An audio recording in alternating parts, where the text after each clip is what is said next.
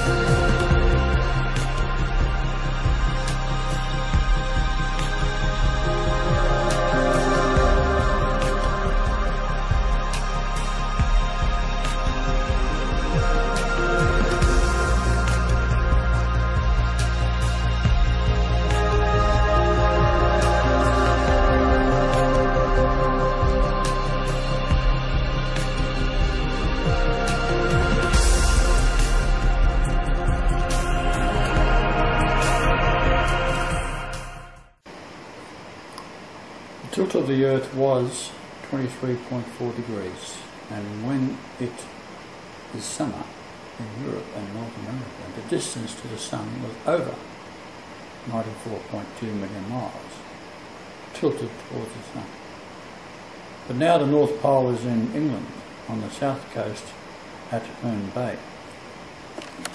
If the tilt is the same angle, 23.4, then the heat from the Sun come January, when the distance is reduced to 92 million miles, then North America, China, parts of India and Europe will face unbearable heat and loss, including Russia and China, of course, Mongolia and Algeria. This is what it looked like before the tilt. Tilt is caused by two things: crossing the Milky Way galaxy equator into the northern hemisphere and the return of what some people call NIBIRU.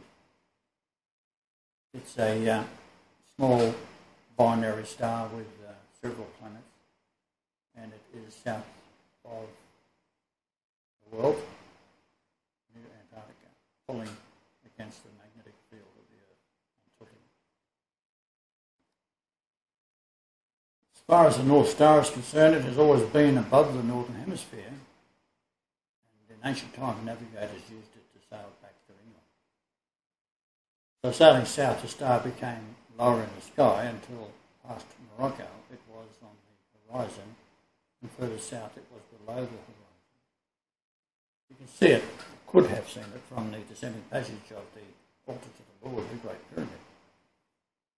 The prophecy here of the pyramid is that when you can't see it anymore from the descending passage, then that's the end of time. Since June the 5th, 2013, a new axis of the Earth has settled down over Herne Bay in England. So the problem the Earth faces is prophecy. Can't be altered.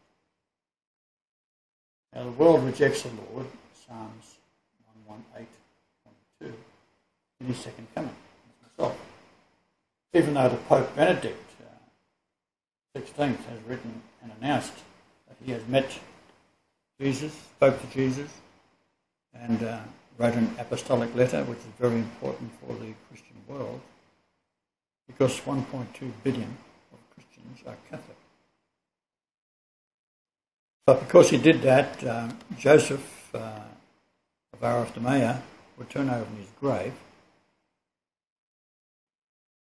seeing that he is now a prisoner in the Vatican. Thanks to Francis, the new Pope, and all the cardinals. 99% of the Vatican is evil. So maybe you get 5 or 6 good men in there and that's it. The rest are illicit or worshipping demonists. So there's the location in Herne Bay. There it is from space. So what the world order does not do ever is tell you the truth, and I always tell you the truth. So on December the 11th, 2011, at 11:11 a.m. Eastern Australia, the solar system travelling at 69,000 kilometres per hour at a 63-degree angle across the equatorial line of the Milky Way galaxy. And here the message is 69 is Jehovah, it's also Leonard, and 63 is Isaiah 63. The galaxy is 100,000 light years wide, so it's a mathematical perfection. 1 times pi is pi. Therefore, 100,000 light years is 314,153. Off to infinity, there's a never-ending number, and is pi. Now, we had cameras set up watching the moon, and at 11:11 it started to flip, and 1 hour later it was completely upside down at 180 degrees. And then it finally settled down and came back upright, and it's been wobbling back and forth ever since. The Coriolis effect is one of the things that is not spoken about either in the news. If you drain water down your tap and you're living in North America or Europe, you'll find it's now going counterclockwise where it was going clockwise. In Australia, it is reversible. The Earth itself wobbling was prevented by Antarctica. It is like a giant damper. They use dampers like this as weights hanging in buildings, high-rise buildings, for resisting movement during an earthquake.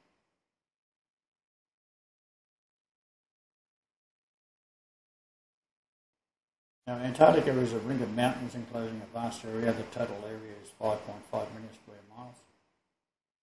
It's as large as the continental United States and Australia combined. It is ice and floats in the ocean, pressing down the ocean floor. It's like a giant ship, as all nations are. They sit on the magma. And the magma is where it gets cooler towards the base of these nations. It becomes a shell and solidified rock.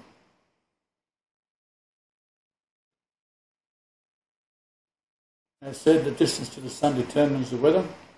It's important to understand that the angle of the axis of the Earth is what keeps the temperatures at a life-giving level. Since we've now tipped over,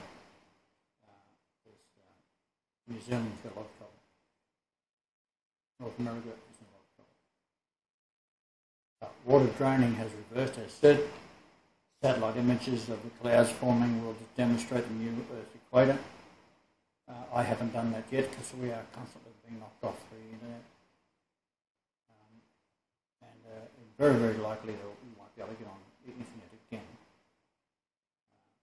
until we work out another way of doing it. They've stopped our mail, they've stopped our cell phones. And of course, the internet, no matter where we go, they soon track us down and turn it off. So the world order has been building underground tunnels for 60 years since the end of World War II, and they know because even the Vatican has a telescope called Lucifer in the United States. Now, the threat of nuclear war is a diversion. All magicians draw attention away from what the left hand is doing, as it does further actions of the right.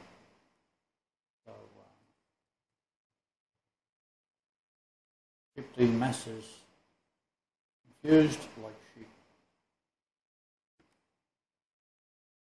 Top drawing is what the normal orbit of the Earth is around the Sun. You see how when it gets close to 92 million miles in January, the 4th each year is the maximum. Europe was tilted away. Now it's tilted towards the Sun at 92 million miles. So come January, Europe is in a lot of trouble. With the new North Pole in South England, the axis through to the South Pole is near New Zealand and will be extremely cold. Personally, New Zealand will not be missed. It is the most vile nation with every form of satanic practices imaginable. In the Talmud, the ancient Babylonian mystery, which has caused the Judaism practicing Jews to be kicked out of 80 countries for drinking children's blood. The blood contains the soul, and as they don't have a soul, they are drinking the blood of children as the purest Christians, having the soul, and believe that they can be sustained by the sacrificing of children.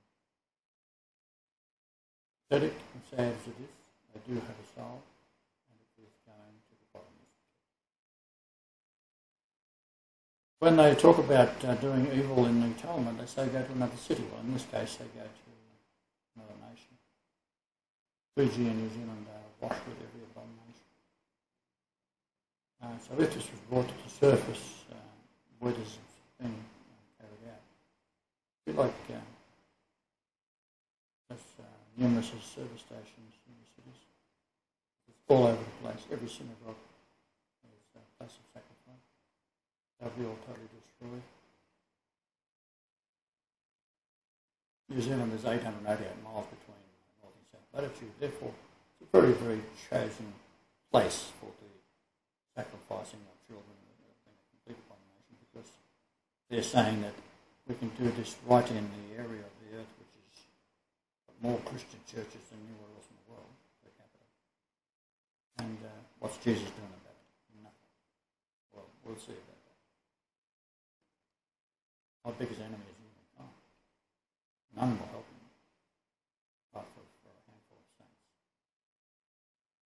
Now, New Zealand is almost in the Antarctic situation with short daylight hours, very cold in the northern hemisphere. So they will be completely wiped out unless there's a change in the Earth's attitude towards themselves. That's what it looks like. The new equator is running around the centre through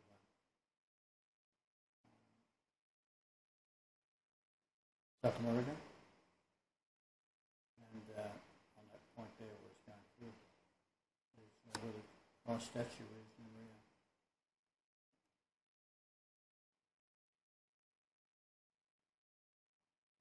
Now, Australia will be protected and temperatures will drop and have done so far, but much, much further. Tasmania, Melbourne, Adelaide, very, very cold. Sydney is further north than Perth, will be livable but very cold indeed. The further north you go, warmer it will be compared to the south, the new south.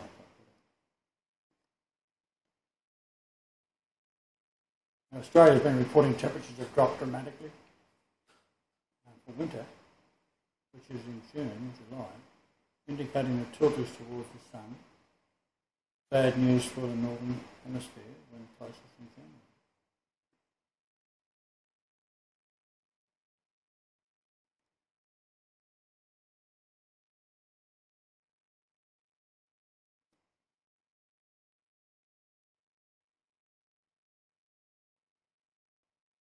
So the pole star is now gone.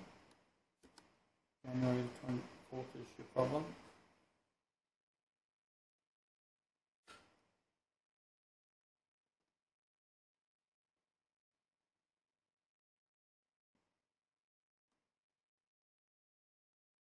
My calculations see the axis passes through Stonehenge. It's slowly creeping towards it, which is 212.7 kilometres west of Herne Bay. 2127 number is there, and it was also Ezekiel 2127.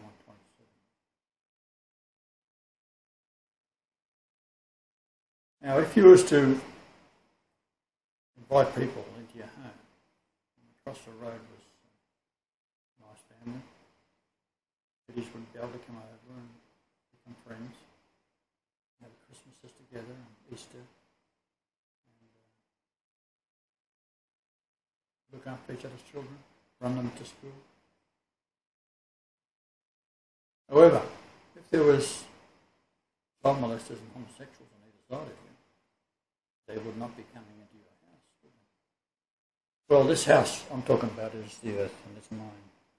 And that is why there will be no homosexual, there will be no Judaism, there will be no child molesters, there will be nothing that offends. Nothing, absolutely. Sodom and Gomorrah was destroyed because of the same abominations. In fact, former bastion of Christianity, Germany, has passed laws that parents, so that little children, that parents should masturbate their children. The National Party in 2009 passed laws saying that this is what's got to be done. And the children, it's hard to believe that this is true. Children are handed booklets to take home from kindergarten, showing the parents that they must masturbate their children. The idea is to develop a child's sexuality. Now, it's also, they're passing laws for child pornography is going to be made legal. Now, to counter all this, I drove through it and looked at it with my wife. And it stuns me, it stuns us both. Former bastions of Christian nations are now forced to endure because of the Holocaust lie. They control all laws. It's amazing. So with the return of a binary system, a smaller sun and planets, it has approached the solar system from the south and has been photographed by our team, shifting the position of Antarctica, which I pointed out in several videos, by rotating it up to 90 degrees, acting like a damper, stopping the Earth from a complete flip So this is a normal view. It looks like a baby's head, but it is basically circular, and it's like a big round ship that can easily rotate. And that's what I did.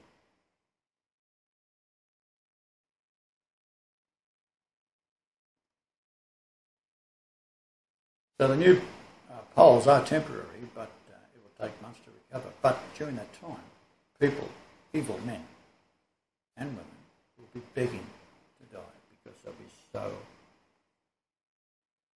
tormented by what they're going to endure. In Australia, as of June, they're reporting animals, temperatures, all sorts of strange things.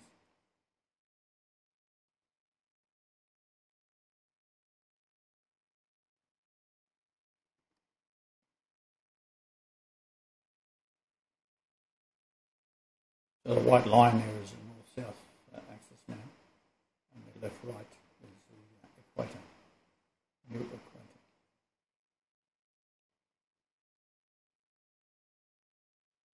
So along the equator, it's going to be reasonably comfortable for people to live.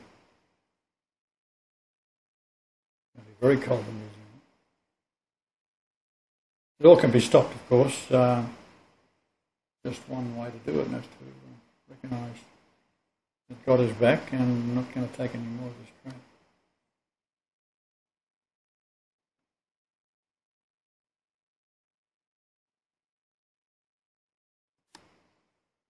Now, while I was travelling through Europe, we found that there were two light sources.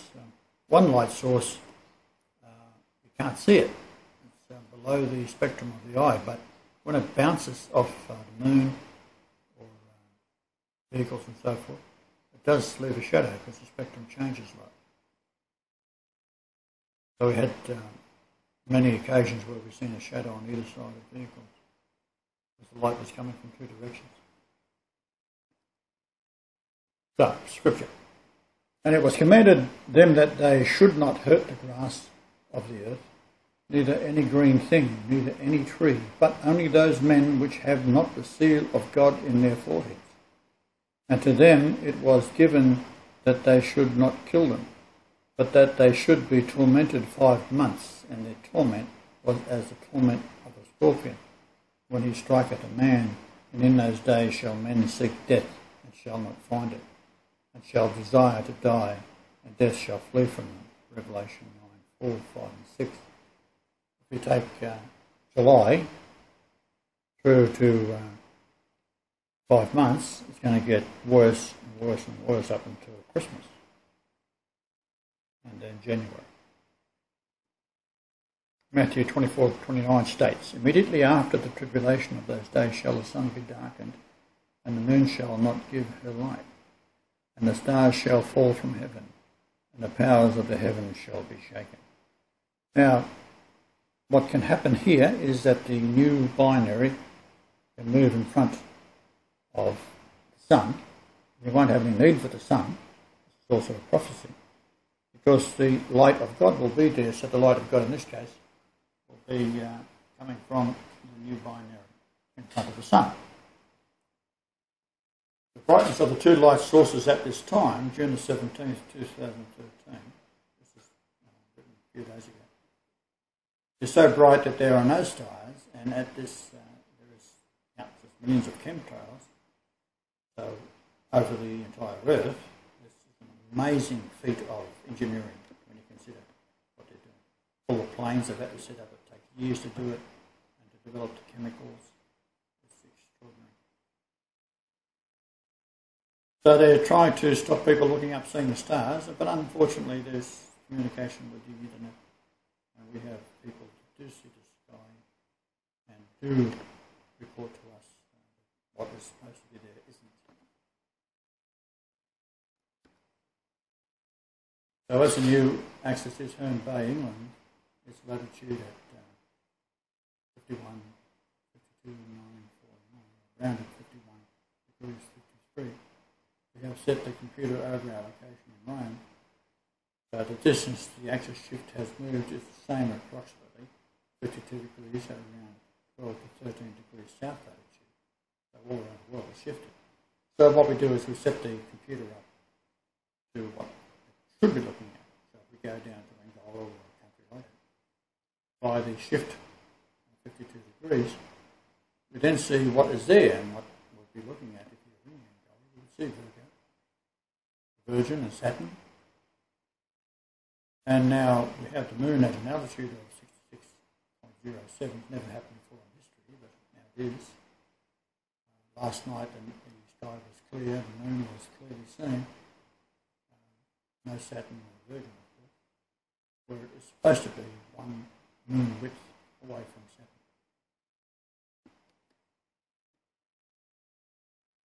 So this confirms the shift. As I said, we set our computer for Angola. The astronomy program is not connected to the internet and cannot be altered and proves the shift. Now there are programs that are available on the internet. Still there is one.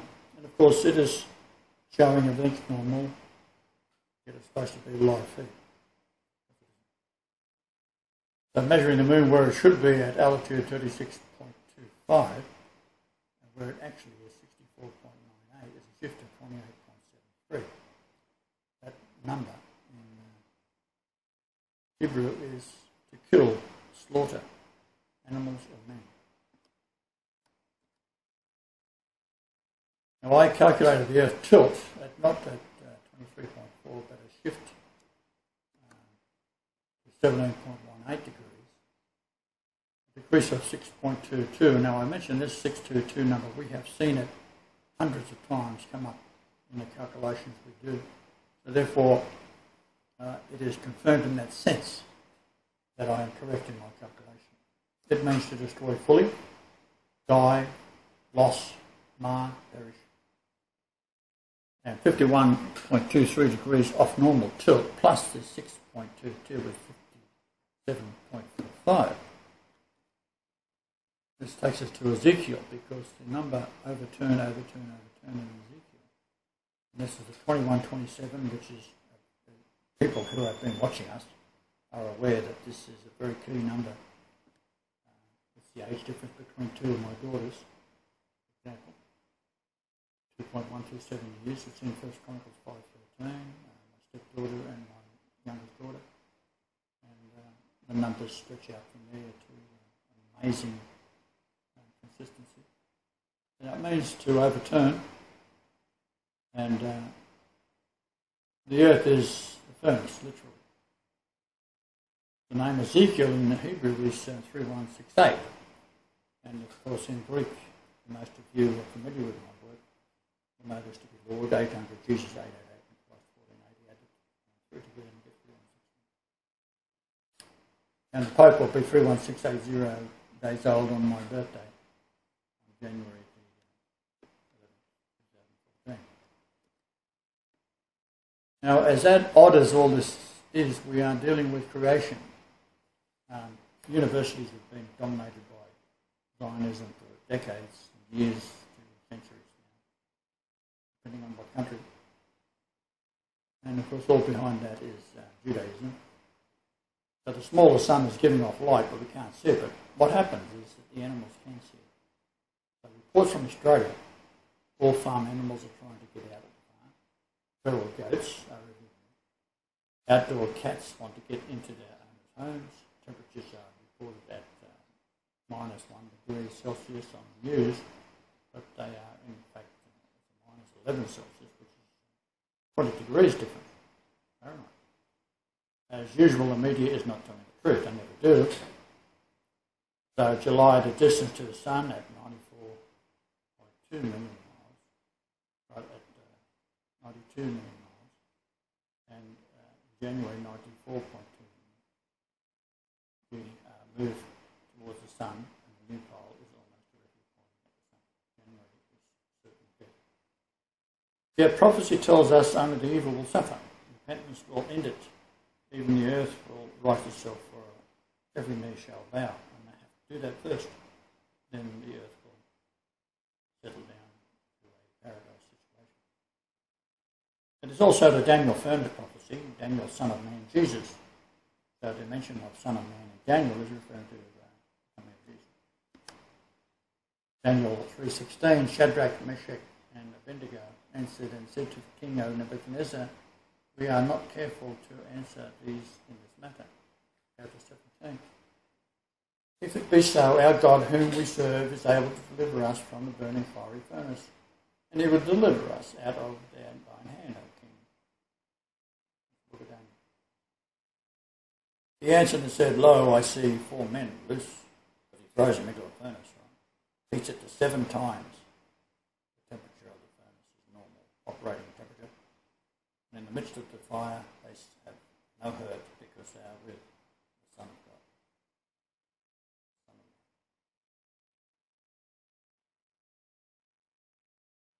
And who is the Son of God? Jesus. And who is Jesus? Yahweh. And who is Yahweh? Me. I am. Who is Ryan Nicolai Marshall, King of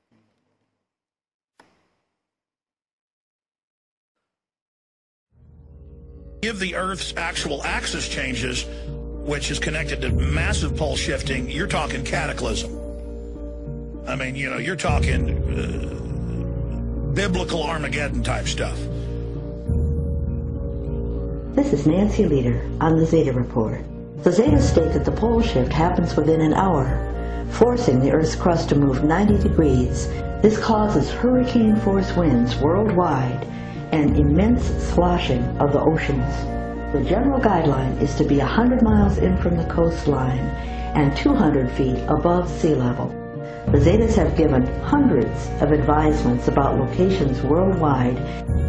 Behold, the Lord maketh the earth empty, and maketh it waste, and turneth it upside down, and scattereth abroad the inhabitants thereof. Man, I found this thing in the Bible, and it sure sounds like NIBIRU and 2012 and everything else. Earth turning upside down? Bible. Man, if it's in the Bible, it's gotta be true.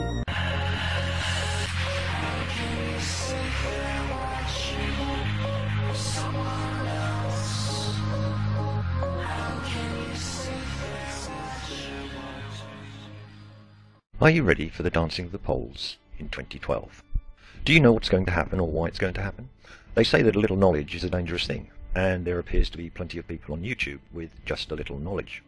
This video is intended to give you a not too in-depth, but hopefully factual look at the issues involved. As always, I urge you to verify everything I state for yourselves.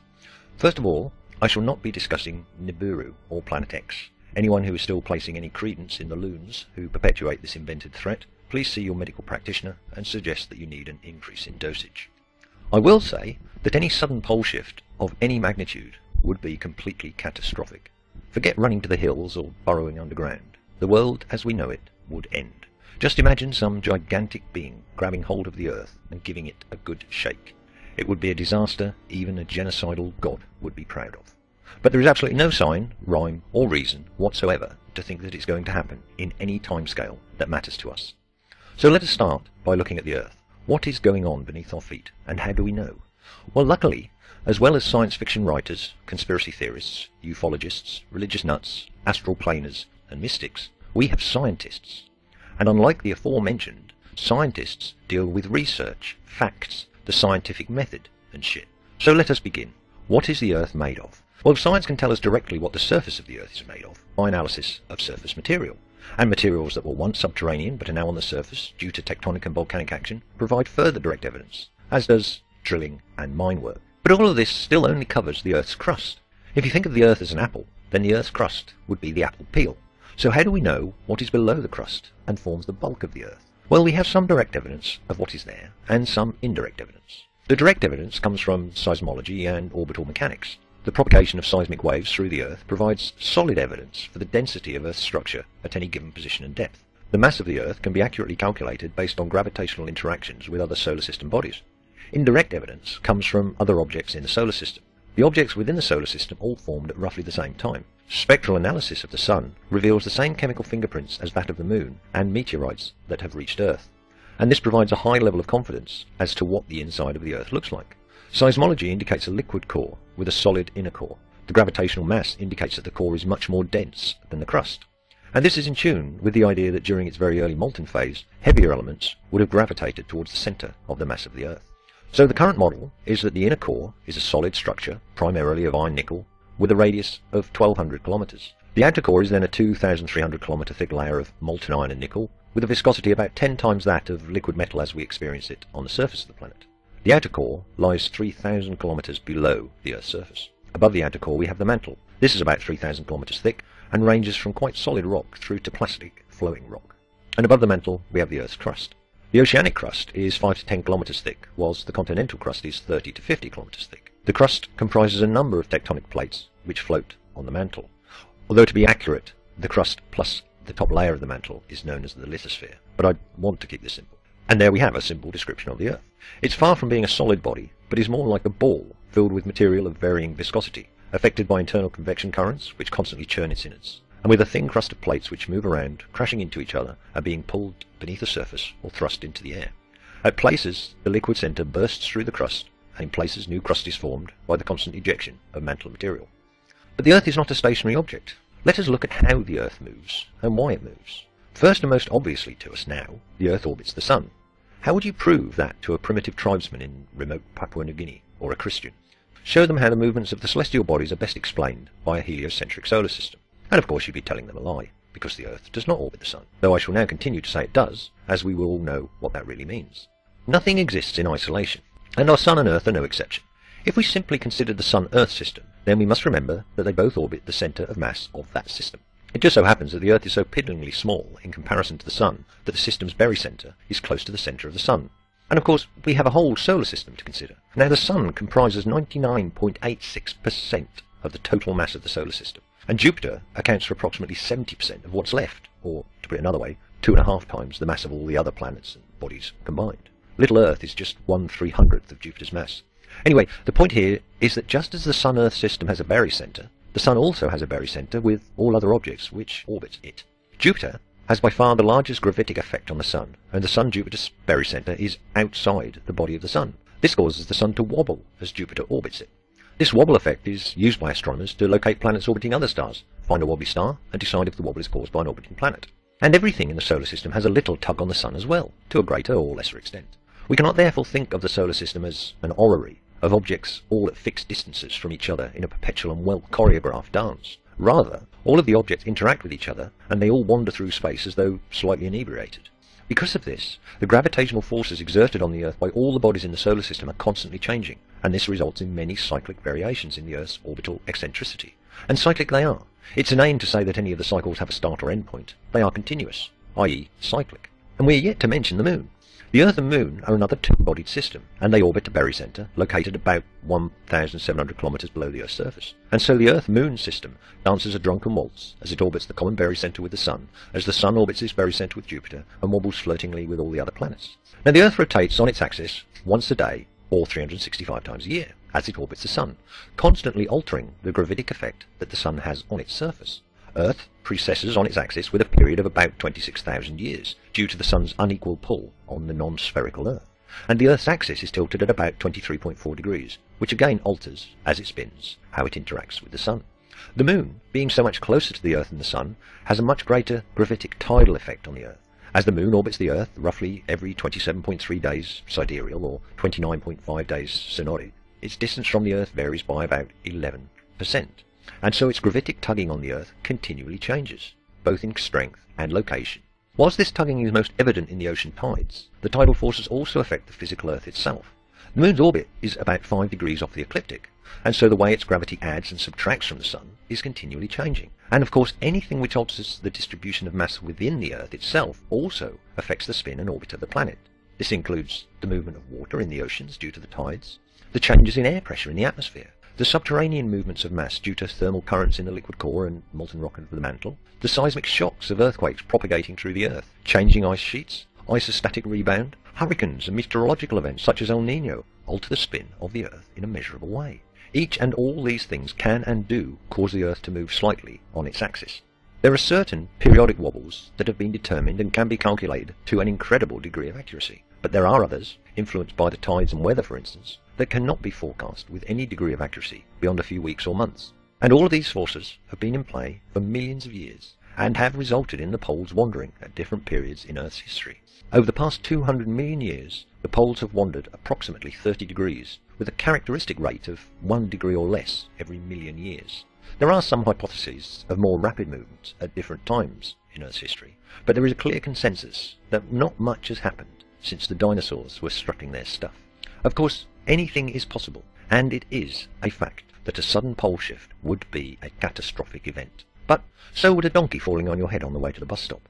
And I doubt that you spend too much time worrying about that. So anything you have heard or read on the World Wide Web concerning imminent pole shifts is pure fabrication and nonsense. It is also nothing new. No conspiracy theory ever is. And I will deal with that in another video.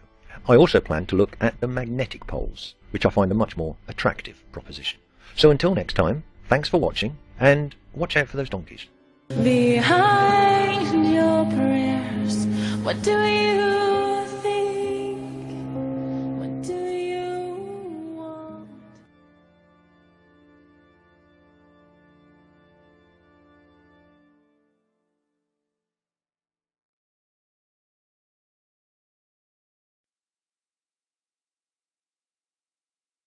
The two different images of the Earth's magnetic field.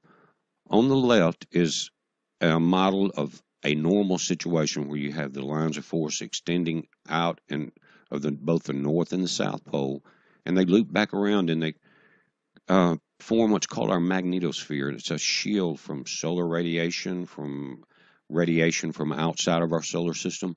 And we were talking about this galactic plane, and every 13,000 years, which is a half cycle, we go through that center of the universe where there's more gravity, more radiation, things like that.